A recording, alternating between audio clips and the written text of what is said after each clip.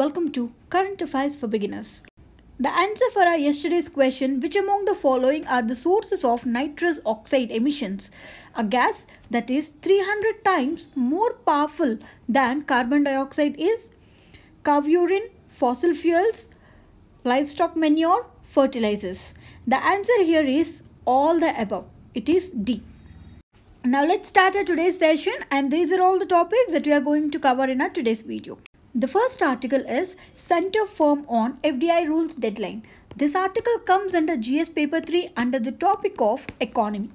From this article, now we are going to see about what are those new FDI rules that were laid on these e-commerce companies like Amazon and Flipkart by the government. So before starting about this e-commerce thing, we should know based on what are the models these e-commerce companies like Amazon and Flipkart they operate in India. These e-commerce companies operate in two different models. The first model is marketplace model and the other one is inventory based model. Under this marketplace model, this e-commerce company, for example, let us take Amazon or Flipkart, they will only act as a platform which will connect the buyer and the seller. Here in this model, the foreign direct investment is allowed in the e-commerce companies. Here we are saying that this Amazon or Flipkart is only acting as a market. There is a seller who wants to sell his book. They can come to this market and they can sell this book to the buyer. So the same book can be sold by many sellers. So they all will come here into this platform. They will use this platform to sell their products. So the buyer will choose one from these sellers. The next method is inventory based model. Here in this model, the inventory of goods that were sold on this Amazon or Flipkart portal are owned or controlled by the e-commerce company itself. For example, here let us say that Amazon itself has a inventory. That means they have a stock of goods and this Amazon itself is selling these products using its own platform known as Amazon. This is known as inventory based model. Here this stock of goods, this inventory is owned by and controlled by the Amazon, the e-commerce company itself. So this method is known as inventory based model, and here the foreign direct investment is not allowed. Now let us see what are all the new rules that were brought in by the government to plug in the loopholes that were persisting in this e-commerce methods. The first thing is the center has barred the online retailers from selling products of the companies in which they have stakes. Now let us see this with an example. Let us take Amazon, and there is a vendor. He produces this paste or he sells this paste, and this vendor also has some stakes, that is ownership in this Amazon firm. So now this vendor, according to the new rule, he is not supposed to sell his products, that is paste, in the Amazon firm in which he has ownership. This is the first rule. And other one is any vendor who purchases 25% or more of its inventory from an e-commerce group or a company. For examples, again Amazon. We said that in the inventory based model, the inventory will be maintained and controlled. It is owned and controlled by the Amazon itself. There is a vendor. He is buying the products from the Amazon's inventory itself. So he bought 25% and he is doing a business, and from this Amazon's inventory he purchased 25% of the goods. So now using this 25% of goods, he manufactured his own products, and now this vendor wants to sell these products in this Amazon platform. So according to these new rules, he is not allowed from selling his products on this Amazon portal. This provision was brought in to bar the vendors where they have stake in the marketplaces like Amazon not to sell the bulk of their items to a third party vendor who will again go on to sell those items in the e-commerce marketplace. To put it simply, this provision is only to deny the control by the marketplace entity over the vendors. Here what will happen if Amazon itself is selling these products to the vendor? Then Amazon might sell these products at a lower cost, and this vendor will sell these products in the Amazon at a lower cost comparing to the other vendors who didn't get any subsidy from the Amazon, who didn't get any price benefits to produce the goods. They will sell the same product at a much higher cost than this particular vendor, which will become incompetitive for the other vendors. This marketplace will become incompetitive, and this marketplace, that is the Amazon, will be having control over this vendors. So in order to curtail that control by this marketplaces like Amazon to have control over vendors, this rule was brought in. Because if this is not there, this Amazon will influence the price of a product that is sold on its portal by giving incentives to some particular vendors.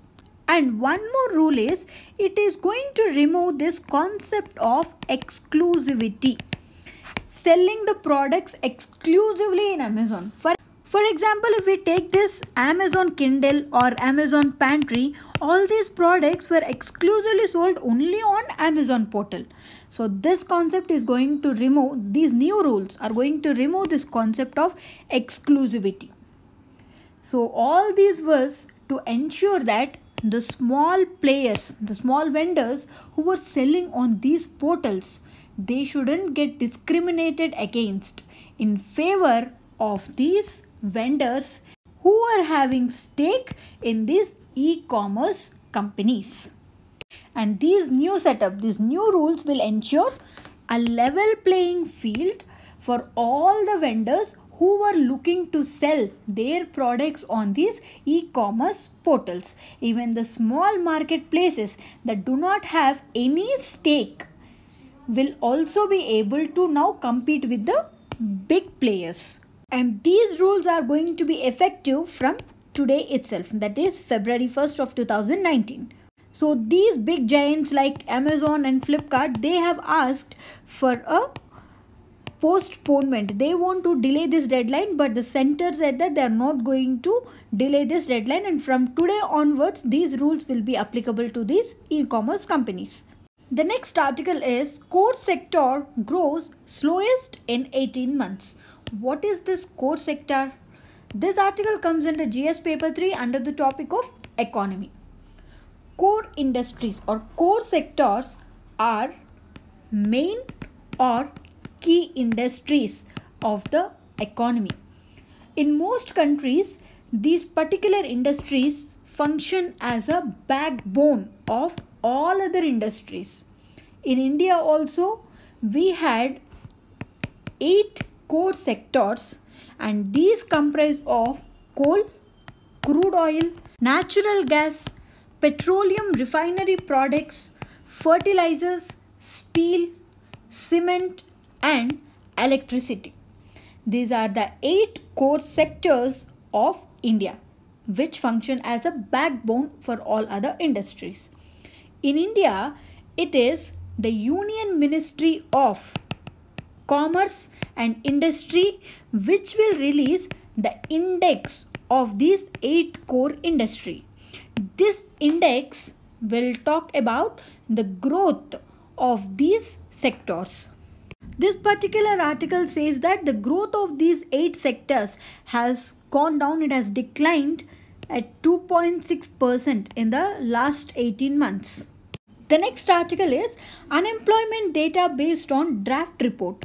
This article also comes under GS paper 3 under the topic of economy, and it also comes under GS paper 2 under the topic of governance. This article says about the National Sample Survey Office's Periodic Labor Force Survey report.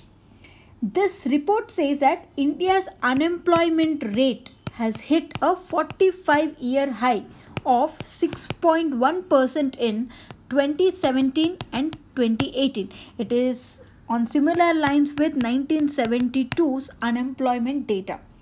And it is the first comprehensive survey on employment that was conducted by the government agency after demonetization. As per this report, the unemployment is higher in urban areas, which is 7.8% compared to 5.3% in the rural areas of the country. The unemployment rate, as it said, it is a 45-year high. It is similar to that of the levels in 1972 to 73. This unemployment rate among the youth has reached a high level in 2017-2018 compared to that in the overall population. Because the youth were moving away from agricultural sector because it is becoming less remunerative. They receive less income from the agriculture sector and they are moving to the urban areas in search of work. Just note down these statistics because we can use them to quote while writing our answers. According to this NSSO survey report, these are our statistics of employment. The next article is Health Sector Seeks Tax Breaks for Middle Class in the Budget. In this entire article, there is only one scheme that was mentioned. It is Ayushman Bharat. Dear students, this will come under GS paper 2 under the topic of governance, and this concept of Ayushman Bharat was covered just a day ago in our core video, that is on 29th January. So please do refer to that video regarding this Ayushman Bharat scheme. The next article is New Broadcasting Tariffs come into effect from today. This article comes under GS paper 2 under the topic of governance. From this article, now we are going to see about what are these new broadcasting tariffs that were enforced by Trai, and we are also going to see about what is this Trai. Telecom Regulatory Authority of India. This was established by an act of Parliament in 1997.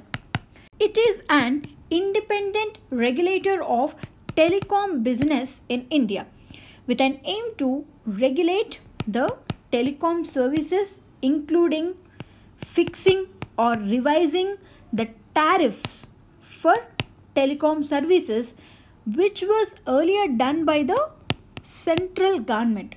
But now it is being done by this Trai. And the mission of this regulatory authority is to create the conditions for growth of these telecommunications in India in order to enable the country to have a leading role in the emerging global information society. And it will also provide a fair and transparent environment in order to promote the level playing field and facilitate fair competition in the market. This authority regularly issues orders and directions on various subjects such as tariffs, quality of the service, interconnections, DTH services, that is direct to home services, and mobile number portability. These are all the areas where this authority will issue orders and directions, and it will also fix and revise the tariffs for the telecom services in India. In this manner, it has set up some new tariffs for these DTH services. The new tariffs were as a base package, a package of 100 standard television channels will be provided to the consumer at a basic price of 100 rupees as a network capacity fee. Even within this group, the consumer can have a choice to choose the channels, and for that only he has to pay for that. And the base price for this direct to home will cost a maximum of 130 plus taxes. This also includes all other free to air channels. Whereas earlier, these free channels and paid channels that were provided were the combinations of these were decided by the distributors and the broadcasters, but not by the Trai. And this concept, it didn't focus on the actual demand for individual channels. Some people want only news channels, some people want only entertainment channels. So it is now the consumer's interest to choose whichever channel he wants, and he has to pay only for that channel. Because here the consumers were now able to opt for the channels through the list, which means that one can pick and choose only the channels that one wants to watch and let go of the rest, which will enable the users to create their own packages based on their interest of channels. Here the channels can be priced from between 0 to 60 rupees. The next article is GST collections cross 1 lakh crore in January. This article comes under GS paper 3 under the topic of economy. From this article, now we are going to see about a concept known as GST Council. And before knowing about this GST Council, first let us brief about this concept of GST, which means Goods and Services Tax.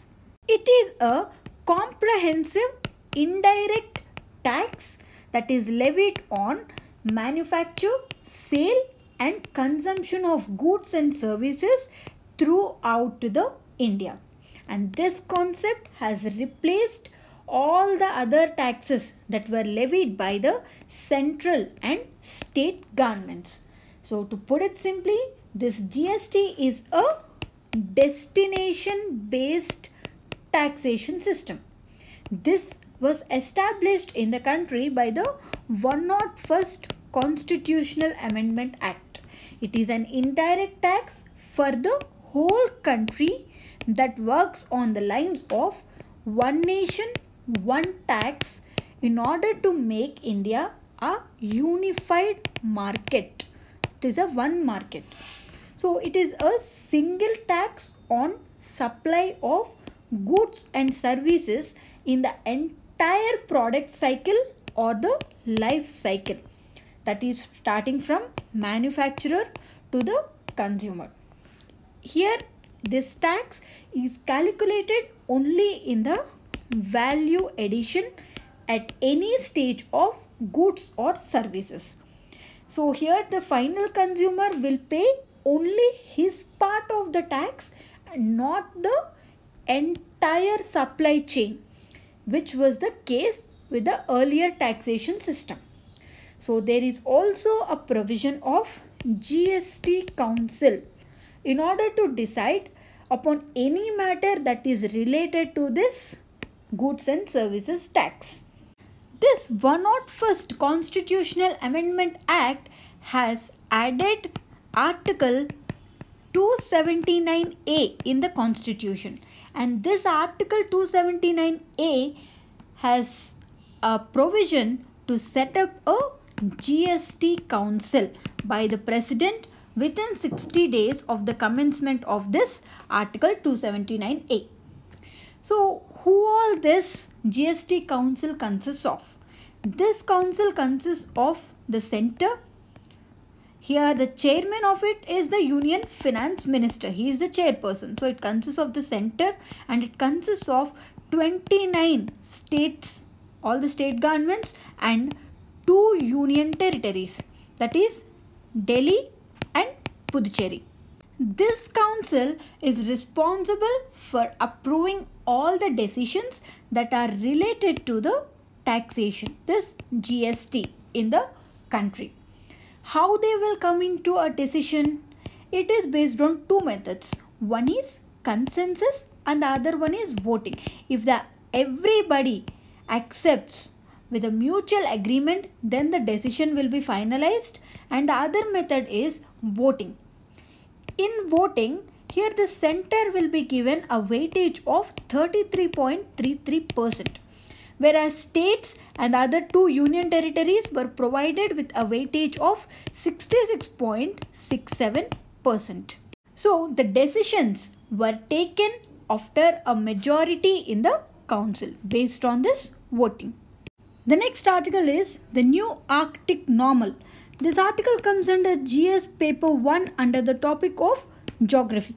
From this article, now we are going to see about a concept known as polar vortex.